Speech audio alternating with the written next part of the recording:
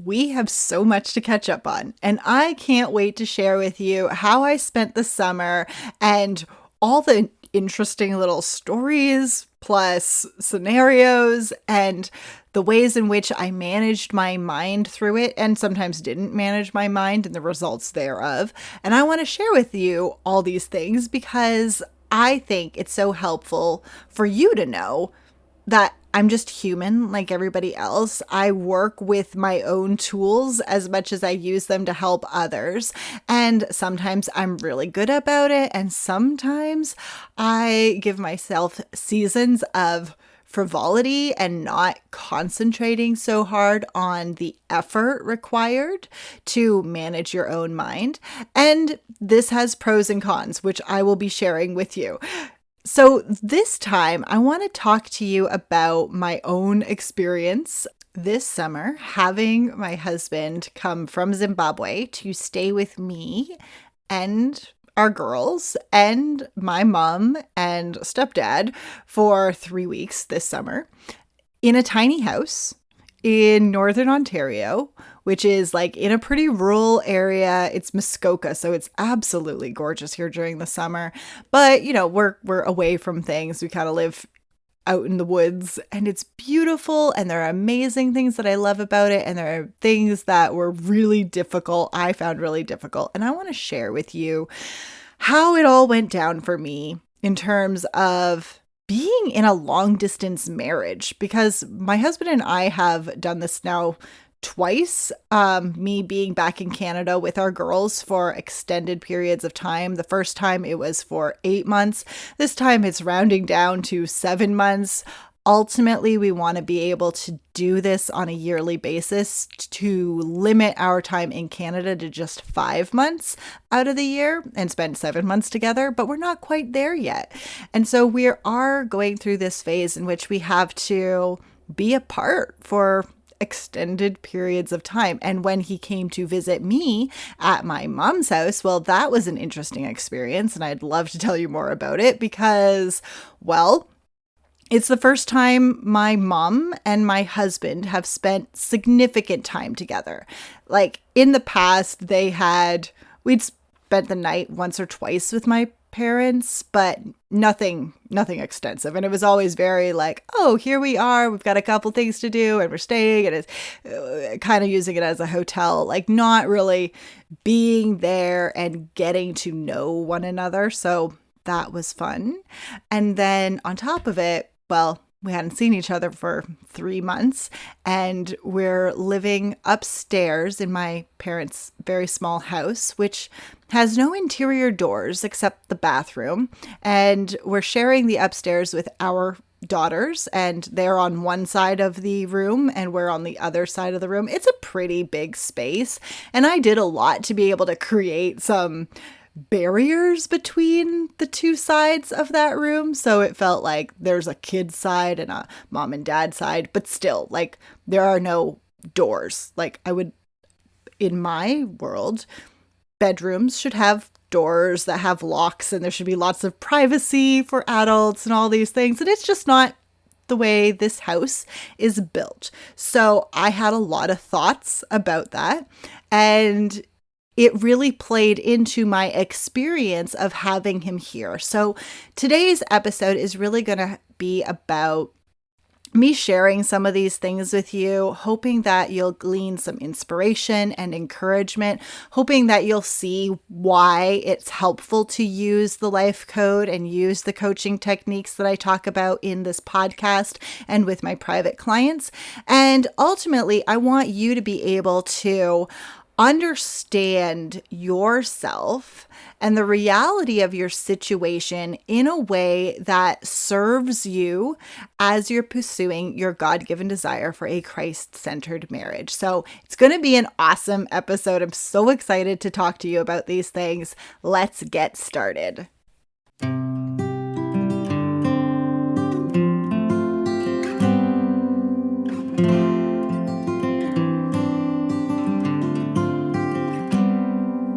Hello and welcome to the Forever Love podcast. I am your host and Christ-centered relationship coach, Lily Matangwiza. And if you are here for the first time, I just want to say thank you for stopping by. I want to welcome you. This is a podcast for single women who know in their heart that they have a desire for a Christ-centered marriage.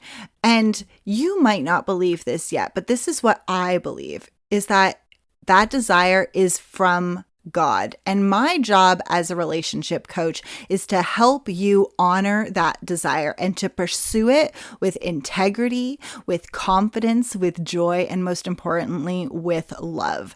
Now, today's episode, we're going to be talking about my stuff and what's been going on for me over the past summer. It's been a while since I've recorded a podcast that is kind of like just about me and kind of giving you a little bit more insight behind the scenes, whatever you want to call it. But I thought it would be important to share it with you because so often when you hear someone else talking about their tools and how you can construct a healthier lifestyle or a more integrated lifestyle, all these things, it might sound like the person who's sharing this information has it all figured out.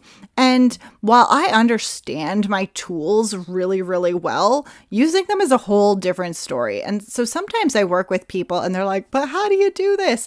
And the reality is you are doing it and you're figuring out what is working and what isn't working as you go through the process, as you are bearing these heavy things. So I thought it would be interesting to share with you a little bit about my experience in a long distance relationship, in a long distance marriage. And it's very interesting because I used to see other couples in long distance marriages and wonder, what's the point? Like, what's the point in being married to somebody if you're living in different places, in different countries, on different continents? How does that even work? And why? Like, why would you even bother? Because for me, for the longest time, relationships were all about proximity. And I thought togetherness and cooperation and connection were dependent on proximity. And being apart from my husband, for the first time, like involuntarily, like when we had to spend 8 months apart, it was because of COVID. Like I had planned to take a 3-week trip that turned into an 8-month trip. And that kind of really shook me at first and forced me to redefine my definition of togetherness without the concept of proximity. Because, and this was really hard. Like it's hard to redefine words to serve us, but it's doable. So previously, I believed that being together meant that we were actively doing things together in the same time and space, particularly emphasis on same space, like we had to actually be doing it together. And through my lived experience, I've discovered that togetherness is not dependent on proximity and intimacy isn't dependent on proximity. These things are nice to experience within close quarters, but they're not dependent on it. The real thing that we're dependent on is quality thoughts.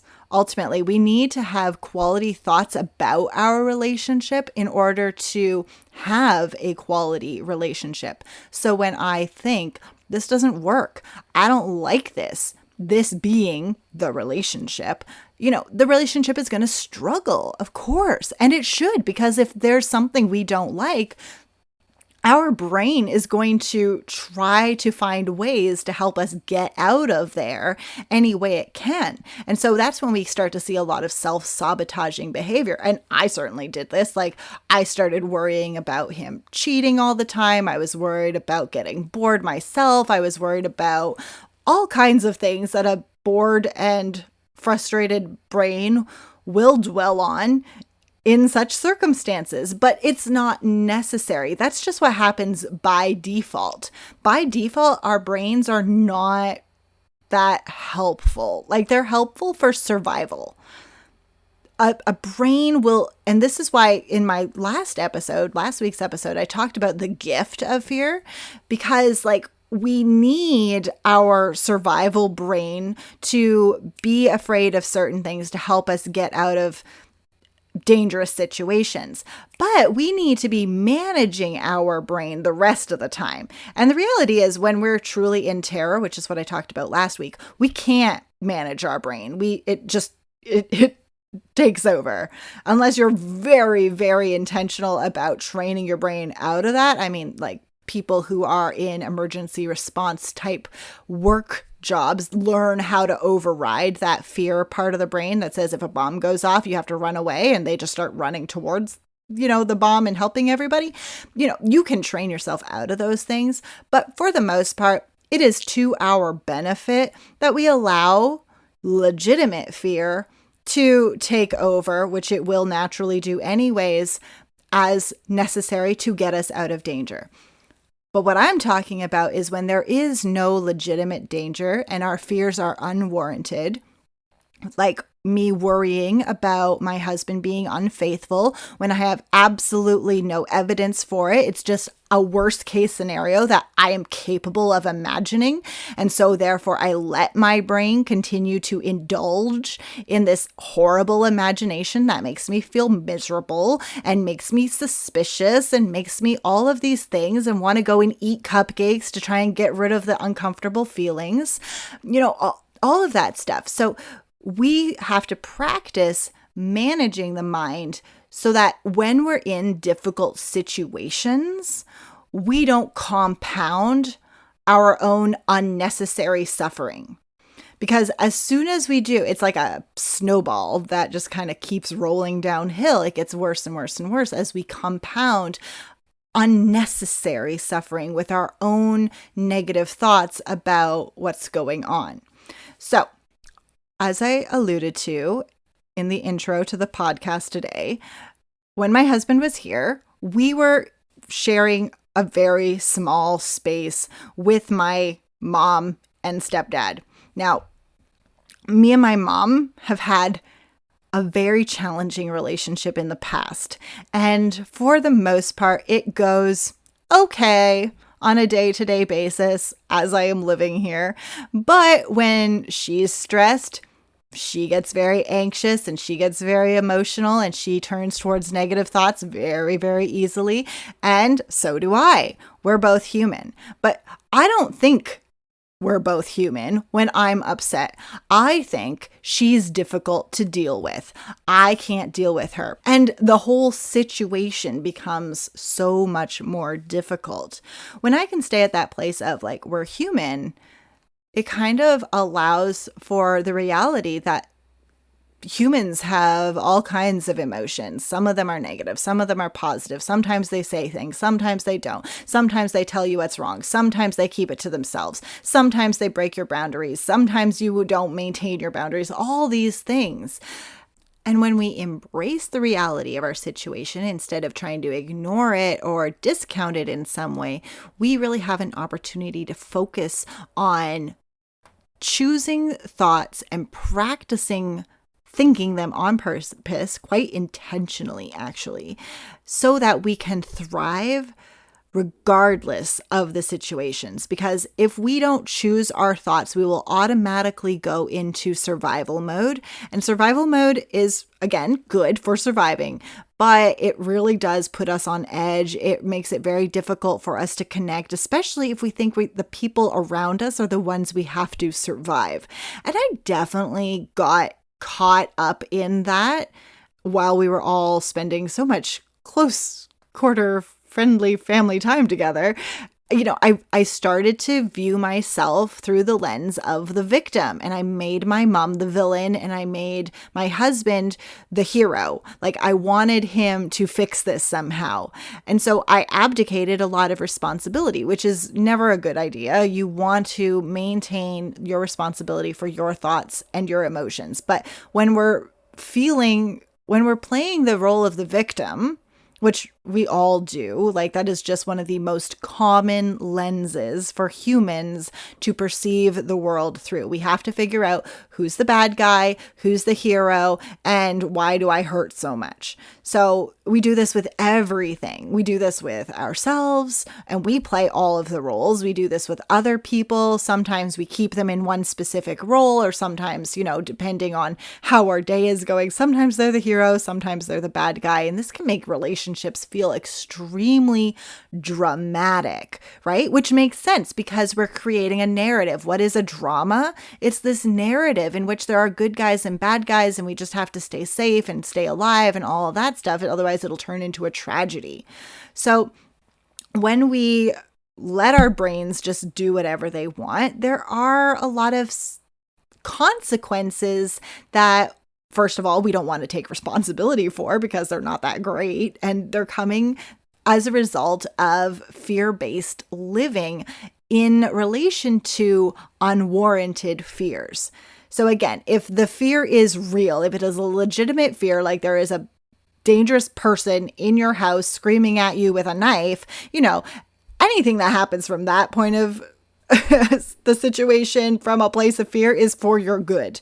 But when it is an imagined situation, like your partner being unfaithful, everything you do from there does not serve you because it's all being derived from and fueled by fear. So let's talk about the privacy issues that we experienced when, I knew this was coming, right? I live here. This is the way it is. And I didn't want this to get in the way of my husband coming to visit. I was like, doors or no doors, you still need to come here and see me and the kids. And we need to do this because I miss you, like all the reasons, right? But I still had a lot of deep beliefs about how it should be. Like my parents should have doors in their house. And I am somehow being deprived of something legit because I don't have that, which, we can make a case for that and I could get you to agree with me, but it doesn't help because the reality is there are no doors. Now, when I face that reality from a place of love rather than a place of bitterness over how I think it should be in an alternative universe, then I get to a place where I can actually do something productive. Now, I'll be honest with you, I did not get there on my own. I had to go through my own coaching sessions to have somebody else help me with those blind spots because I was thinking it's just not fair, it shouldn't be this way, they should, blah, blah, blah. They're just shitting all over myself, basically. But once I embraced the reality of the situation, then I got to start thinking about some more creative options. I was like, okay, well, we don't have doors, so what does that mean?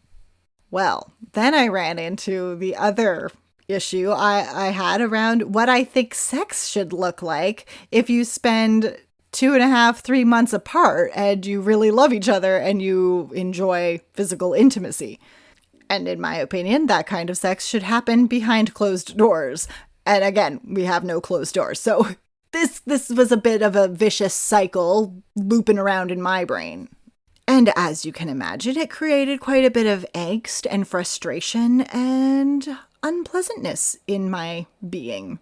So what did I do? I started to problem solve.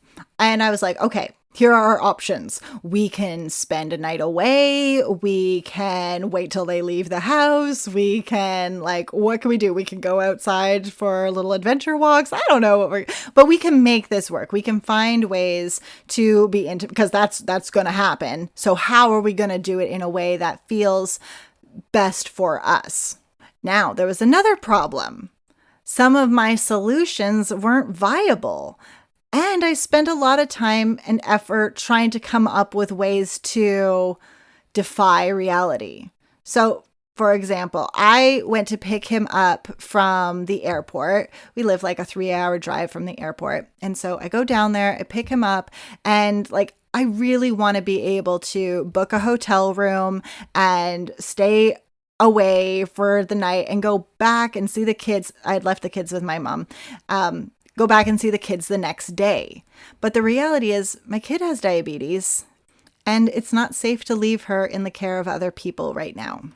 My husband was able to see this much more clearly than I could. I wanted to believe it'll be fine, it's not a problem, all these things, but the truth is, and we both knew, it is, and we can't leave her alone. And so we proceeded to drive all the way back home to spend the first night, after being apart for many months, in my mom's attic.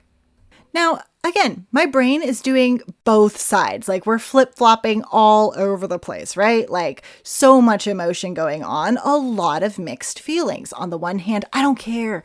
I would sleep with this man under a bridge. It does not matter to me. But on the other hand, I also don't. I'd choose a bridge over my mom's house. So all of these things, lots and lots of mixed emotions.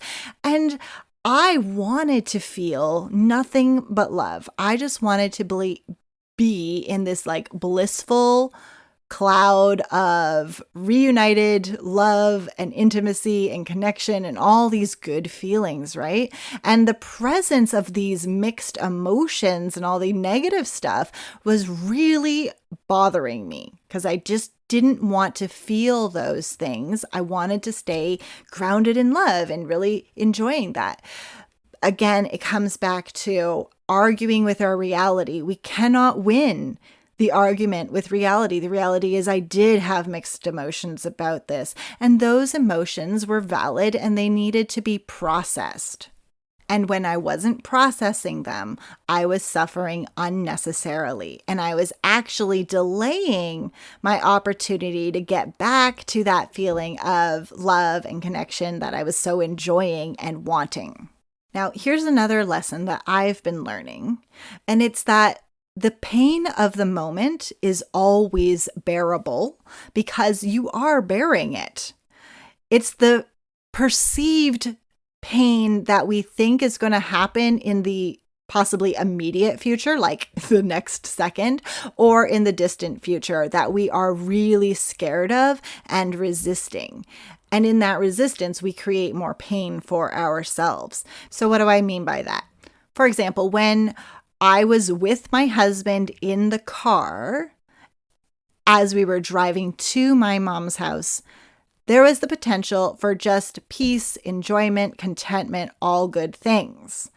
But because my brain was not in the car with us, my brain was down the road at my mom's house worrying about what would happen at 10:30 p.m., I was not enjoying what was going on at 4:30 p.m. You see what I'm saying? So most of our problems are very future oriented. What are we going to do about so-and-so? What are we going to do about this situation? So in the moment, there is very rarely a problem. Problems only arise as a result of thinking about the past and future, except for, of course, in the case of immediate danger in which fear kicks into gear. But isn't that crazy? Like, just think about that for a second. All of your problems are a result of the things you're thinking about the past or the things you're thinking about the future. None of them are happening here and now. Most of our problems are really a fear of making the wrong decision in the future. Like, if I make a decision and find out it was wrong, then I'm going to have to beat myself up and I'm going to go through all this shame and horrible feelings and negative consequences, all that stuff. So our problem is really this thing we're imagining in the future, and we're experiencing all of the shame and frustration and overwhelm ahead of time. So like I said, I'm sitting with my husband who I haven't seen in 3 months. We're driving down the road, but instead of enjoying the present moment with him, I am anticipating the frustration I'll experience later when we get home. Now, I hope you'll take a second and consider how you might be doing this in your own life. In what ways might you be anticipating a threat and then causing yourself unnecessary suffering in the moment? Because once you recognize it, then you can begin to address it with compassion and with love and with support. Now, like I said, this is a small space with a lot of people. 4 to 5 adults and 2 kids to be precise, because sometimes my brother would visit just to add some more fun to the mix. Now, with that many people in close quarters, there's all kinds of opportunities for tension and conflict, and they did arise. And one of the reasons they arose so frequently is because I have a habit of being a people pleaser, more specifically, a mom pleaser. I totally have this underlying belief that says if mom ain't happy, ain't nobody happy. And since we're living in mama's house, we better make mama happy because she has the power to make my life very difficult. Now, that feels very true to me. I can easily be seduced into fully embodying that belief, right?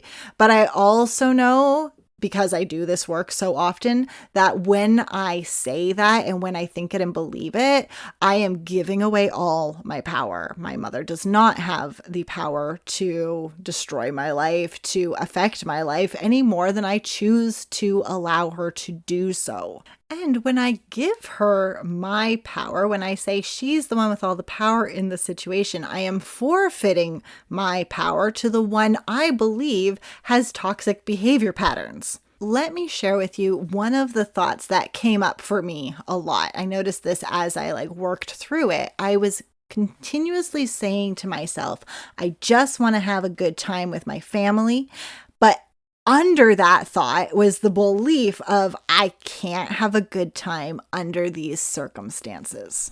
This happens quite often where we have a thought that seems really nice on the surface, like I just want to have a good time and enjoy ourselves, and how there can be this insidious undertone behind it all. So when I am thinking, and the way we know is we examine the emotion it's producing, right? Like if I'm thinking, I just want to have a good time, and I really feel like I have joy in my system, I have love in my body, like I can feel the energy from that thought, and it is producing a good, healthy, Christ-centered, fruit of the Holy Spirit kind of emotion, then we're on the right track. There's no problem. But if I think I just want to have a good time with my family and I'm feeling desperate and needy and anxious, all of these really feelings, I am off course, right? And it's not that we need to be perfect in our thought life. That's never going to happen. You are a human who has over 60,000 thoughts every single day about all kinds of stuff, real stuff, past stuff, future stuff, imaginary stuff that's all sci-fi and weird, just all kinds of human thoughts. Humans think about all kinds of things, and you are a human. You will have a wide variety of thoughts. So it's not to stop thought, because as long as you have a functioning human brain, you're going to be thinking. It's to be in the practice of noticing your thoughts, evaluating your thoughts, and intentionally incorporating thoughts that work for you while letting go of the thoughts that no longer serve you. And we don't have to try to believe thoughts that we don't believe. It's really unproductive to try and force ourselves to believe these positive affirmation-y type statements like, I love and accept everyone in my family equally and they all love me. I don't believe that. There might be a possibility that there's some truth to that, but it's not a thought that feels good to me to believe, because as I try it, my brain just immediately goes into full-on rejection mode and has all of the arguments as to why that's not true. And so it's not a productive thought for me to try and believe, at least not yet. One of the thoughts that did help me, though, and which I tried to practice throughout our visit together, was this is enough. This is good enough. This is enough time together. This is enough quality. This is enough fighting. This is enough, whatever it is, to just be satisfied. I really wanted to practice a place of acceptance, because in many ways it was amazing, and in many ways it was really hard. And so I wanted to have compassion for the part of me that was struggling. And the reminder of this is enough from a very, very gentle and compassionate place. It was never like a beating yourself over the head, being like, that's enough.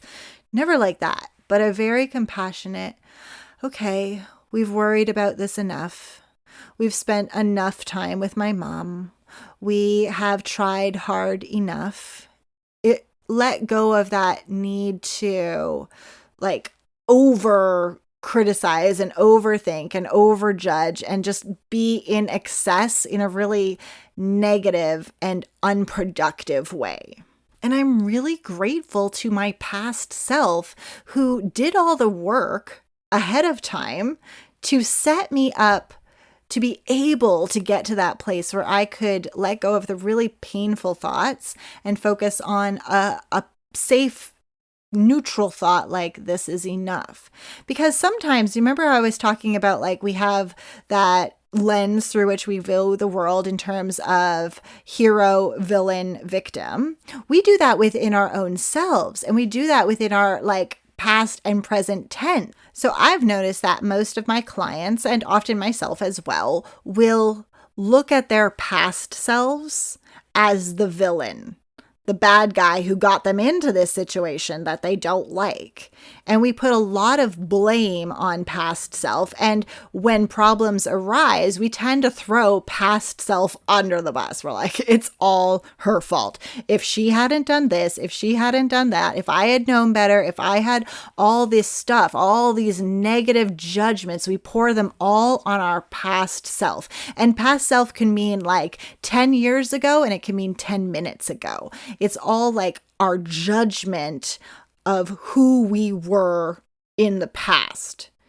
And we often believe that our future self is going to be the hero. Like our present self is the victim, and future self is going to rescue us. Future self is going to get married. Future self is going to do all the work. Future self is going to lose weight. So past self is to blame. Future self is going to get us out of the situation. But the current me right now is going to be the victim who is suffering and wallowing.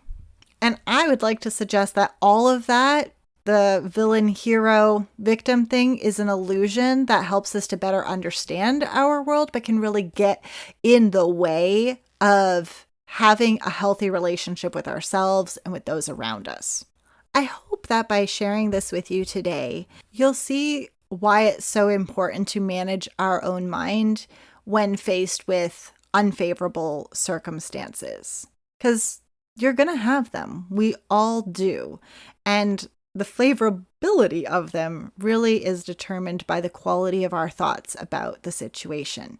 This is why I teach the life code. This is why I help women to adopt the mind of Christ. This is why I coach, because it will make a tremendous difference in the quality of your life. Once you learn the skill, you can never unlearn it, and you can keep going deeper with it, and you can continue to cultivate a life where you are very much in tune with your own thoughts and you become the master of them, and your brain is there to serve you rather than your brain calling all the shots and you being at the receiving end of a brain that is scared and frightened and frustrated. Working with a coach helped me so much this summer because a lot of these thoughts can go under the radar. We have blind spots. We don't see our own brain and its inner workings accidentally.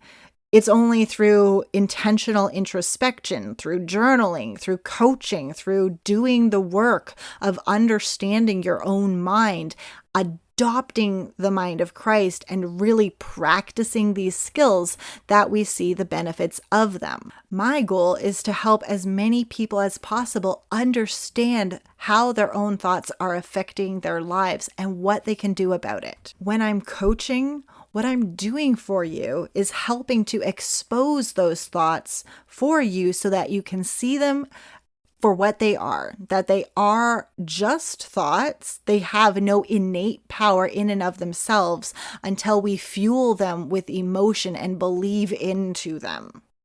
But when we expose the thought for what it is, we disempower the thought and empower you.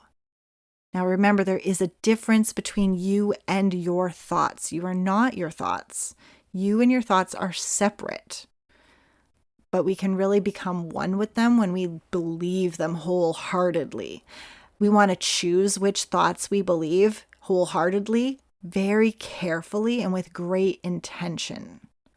And that is part of the cultivation process that I help people through. I help them see, like, oh, you're wholeheartedly believing this, but one, it's not true, and it certainly doesn't serve you. Even if it was true, like technically it's pretty fact-based. We can find lots of evidence for it, but it doesn't serve you to keep it in your brain and wholeheartedly hold on to it.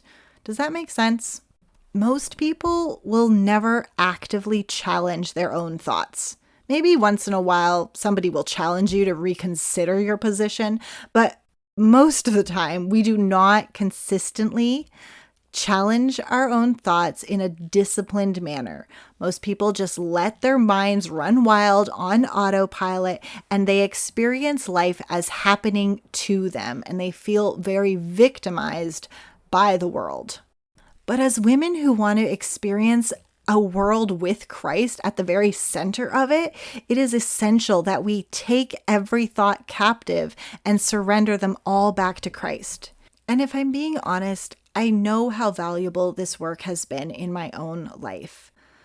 It has changed everything for me. If I had continued to believe my default thoughts that had been offered to me by people who had dysfunctional families themselves and wanted to share those belief systems with me, if I never questioned it, if I never challenged it, my life couldn't look the way it does. Because I challenged my own thoughts and I sent a lot of them back to sender, just did not receive them anymore and did not own them anymore. Sometimes they still pop up, but I can be like, oh, that's the voice of my mom. That's not mine. I don't need to keep that. That's the voice of Satan. That's just not helpful to have in there. We can delete that. It's like almost like people are leaving voice messages for you and you get to either adopt them into your library of thoughts or not. And I'm just saying, like, if you can see clearly that some of the sources sending you and offering you these thoughts are not for you, you don't have to accept them. You can delete them. And it takes intention. It's not as easy as deleting a message on your voicemail, but it is doable. It takes time, it takes effort, it takes strategy, but it is very doable. And what would your life look like if you no longer believed those thoughts? I ask that to my clients all the time, and they have these like painful thoughts that they believe about themselves or about the opposite sex or about their future. And I ask them, can you imagine if I was like a brain surgeon and I could just get in there and I could just uproot all of those thoughts and all of their little cousin thoughts that tell you you're not good enough or you don't deserve this or all of that junk. It's like a tumor. If I could just take it out of there and you are never capable of even thinking that thought again, how would your life change? What would be different? And I believe everything could change just by having the capacity and the ability to stop believing all the stuff we think. Like that in and of itself is mind-blowing. Like you will completely transform your life when you stop believing your own thoughts. And that is why I'm so passionately committed to sharing this work with as many people as possible, because I know it can transform the world. Like, that sounds crazy and unfathomable, but it's true. We can change the world, and it's one person at a time. If just one person understands this message and lets themselves be free of all the toxic messaging that they've received and gives themselves a new opportunity to believe things that are for them and that are good and true and based in the love of Christ, the world will never be the same. That will change things. Coaching is one of my greatest joys because I get to witness such tremendous breakthroughs. I've walked with women who believe in their early 20s that they need to prepare for death and a life alone until then, begin to completely reimagine what is possible for them and start to discover an entirely new way of experiencing the world for the first time ever and believing that this is the best part. I'm just getting started. Women who can't stand to look at their own photograph learn how to purge those cruel thoughts about their bodies that have been imposed upon them and set themselves free to enjoy the truth of who they are in Christ and discover for the first time what it looks like to see themselves from God's perspective instead of from their worst critics. I watch women who believe they have to earn love, learn to be love, to embody love for themselves and for others. I watch women who are confused find direction, women who are feeling rejected, finding themselves again. When I go along with these women on their journey towards a Christ-centered marriage, we're not just talking about men and getting a guy to commit. We're doing all the stuff that allows them to enjoy a rich, meaningful, and miraculous life no matter what. And as God would have it, a byproduct of that work is you become extremely attractive to a healthy, emotionally mature, and available Christ-centered man. And that relationship can be based on mutual desire, love, and intention rather than necessity. This is why, from a place of so much gratitude, I have committed to 40 days of pay what you want coaching. So that means you can get a private coaching session at whatever amount feels right to you, because I know that your life will be transformed through this work. And I want to get these tools and this information, these ideas into the minds and hearts of as many women as possible. It's also why I'm doing free group coaching calls on Friday, because I know that even at pay what you want prices, coaching is a luxury not everybody can afford for various reasons, but I don't want that to stop you from having access to these ideas. Even if you have to work a little harder, you can find ways to incorporate these truths into your life. The entire podcast is my way of ensuring that the information that is being exchanged between me and my paid clients is also being extended to everybody we can possibly reach for free, always. Like, the stuff I am sharing with them, I am also sharing with you. There are no secrets here.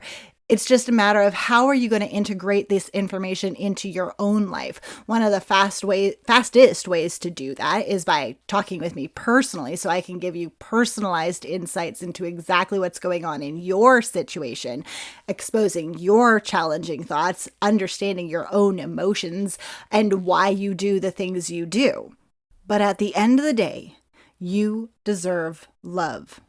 Love is the greatest force in the universe, and it is rocket fuel for pursuing your God-given desires, no matter what they are. Love is not something you get from a relationship. It is something you use to fuel the creation of a relationship. First with yourself and God, and then with others. Relationships matter, and the quality of your relationships matter to me. It's not about having to change your circumstances or try to do things that are outside of your control. It's not like when you start dating intentionally that suddenly God loses control or that you're somehow operating outside of God and his sovereignty. It simply means that you're accepting full responsibility for the parts of your life you do have authority over. Your thoughts, your emotions, and your behaviors. And when you truly accept that responsibility, you can change everything about your life. And more importantly, you can learn to accept everything about your life as well. Just look at me.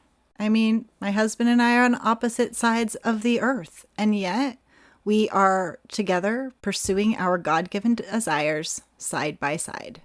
So if you're ready to take this work to the next level, I want you to get coached this month. You can join me on Friday at 1 p.m. Eastern on a Zoom call. We're going to have a group coaching session. I'm going to teach a little bit about the gift of fear, which was last week's topic.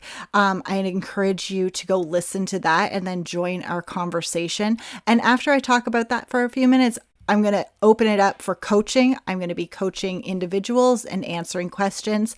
And it's a great way to, first of all, get coached and watch other people being coached and seeing that, oh, something happens in a group coaching situation where because it's somebody else, we can kind of see the difference between the circumstances and the thoughts a little bit more clearly.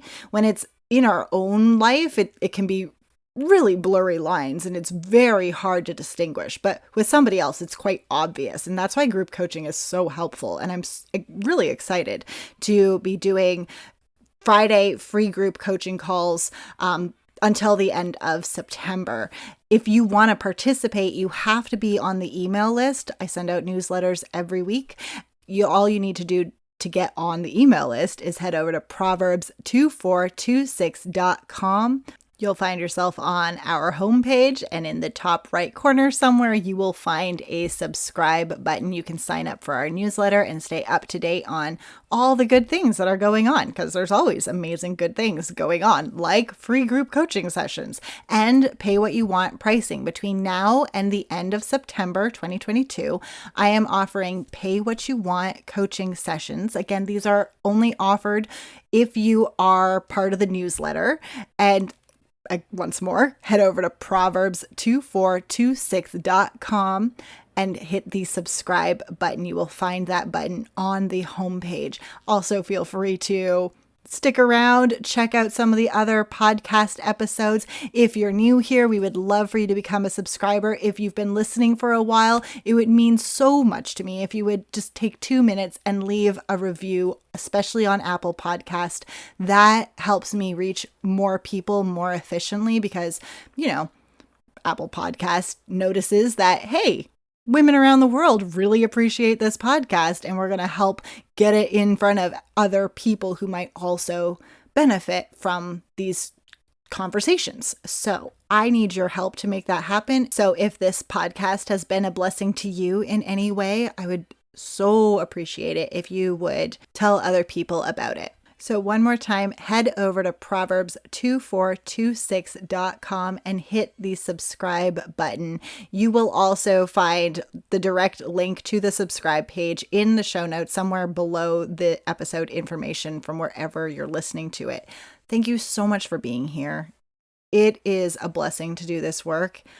I love it because I get to witness women come into full bloom, whether they've been feeling weak, weary, exhausted, frustrated, rejected, and forgotten. When the truth gets hold of you, something beautiful and miraculous happens, and it is such a joy to be able to just watch that take place. And sometimes it happens really quickly through the course of one session. And sometimes it happens over and over and over again, which is my favorite when I'm working with a long-term client and watching them have breakthrough after breakthrough, revelation after revelation, and just continuing to discover more and more about themselves and the true love of God. So if that's something that sounds really good to you, let me know. I am here for you. I will help you on your journey towards a Christ-centered marriage. I will help you get there. And it can be fueled with love, joy, and peace. And that's what I want for you. Until next week, God bless you.